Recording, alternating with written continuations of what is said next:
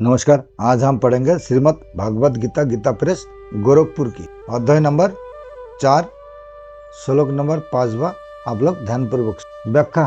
तीसरे श्लोक में भगवान ने अर्जुन को अपना भक्त और प्रिय सखा कहा था, इसलिए पीछे के श्लोक में अर्जुन अपने हृदय की बात निसंकोच होकर पूछते हैं। अर्जुन में भगवान के जन्म रहस्य को जानने की प्रबल जिज्ञासा उत्पन्न हुए है, इसलिए भगवान उनके सामने मित्रता के नाते अपने जन्म का रहस्य प्रकट कर देते हैं। यह नियम है कि श्रोता की प्रबल जिज्ञासा होने पर वक्ता अपने को छिपाकर नहीं रख सकता, इसलिए सत महात्मा भी अपने में विशेष श्रद्धा रखने वालों के सामने अपने आप को प्रकट कर सकते हैं। समय समय पर मेरे और तेरे बहुत से जन्म हो चुके हैं, परंतु मेरा जन्म और तरह का है जिसका वर्णन आगे छठे श्लोक में करेंगे, और तेरा जीवन का जन्म और तरह का है जिसका वर्णन 8वें अध्याय के 19वें और 13वें अध्याय के 21वें एवं 26वें श्लोक में करेंगे। तात्पर्य यह है कि मेरे और तेरे बहुत से जन्म होने पर भी वे अलग अलग प्रकार के हैं।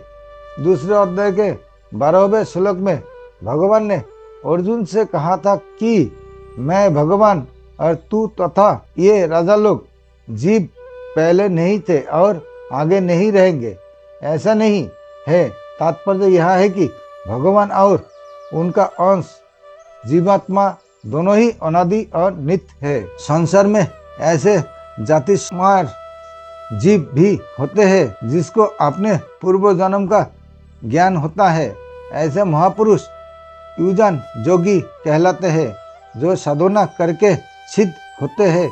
साधना में अभ्यास करते करते इनकी वृत्ति इतनी तेज हो जाती है कि ये जहाँ वृत्ति लगाते हैं वही का ज्ञान इनको ही हो जाता है।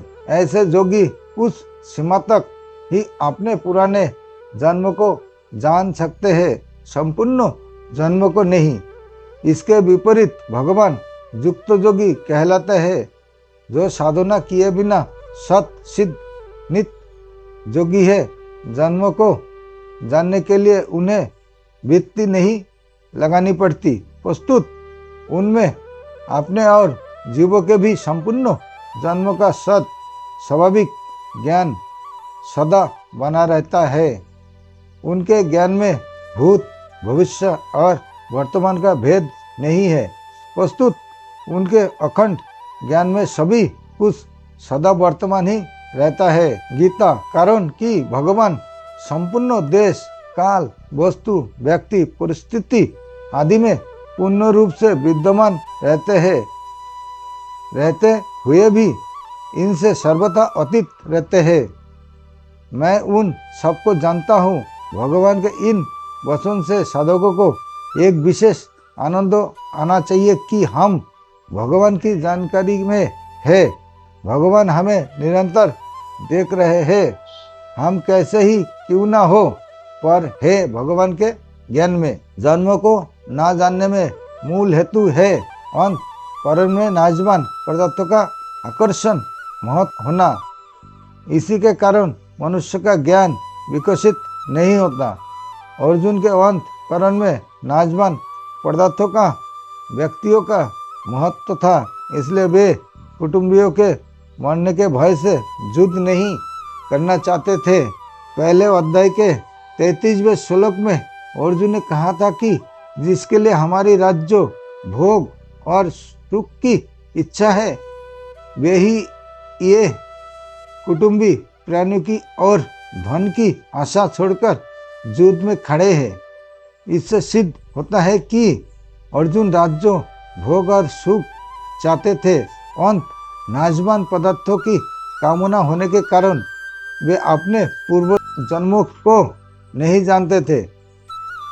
ममता आसक्ति पूर्वक अपने सुख भोग और आराम के लिए धनादि पदार्थों का संग्रह करना परिग्रह कहलाता है। परिग्रह का सर्वथा त्याग करना अर्थात अपने सुख आराम आदि के लिए किसी भी वस्तु का संग्रह ना करना अपरिग्रह कहलाता है। अपरिग्रह की दृढ़ता होने पर पूर्व जन्मों का ज्ञान हो जाता है। संसार क्रिया और पदार्थ सदैव परिवर्तनशील और असत है। अंत उसमें अभाव कमी होना निश्चित है। अभाव रूप संसार से संबंध जोड़ने के कारण मनुष्य को अपने में भी अभाव दिखने लग जाता है। अभाव दिखने के कारण उसमें यह कामना पैदा हो जाती है कि अभाव की तो पूर्ति हो जाए, फिर नया और मिले। इस कामना की पूर्ति में ही वह दिन रात लगा रहता है, परंतु कामना की पूर्ति होने वाली है ही नहीं। कामनाओं के कारण मनुष्य बेहोश हो जाता है। अंत ऐसे मनुष्य को अनेक जन्मों का ज्ञान तो दूर रहा, वर्तमान कर्तव्य का भी ज्ञान क्या कर रहा है और क्या करना चाहिए नहीं होता। संबंध पूर्व श्लोकों में भगवान ने बताया कि मेरे और तेरे बहुत से जन्म हो चुके। अब आगे के श्लोक में भगवान अपने जन्म अवतार की विलक्षणता बताते हैं। नमस्कार, आज के लिए यहाँ तक है।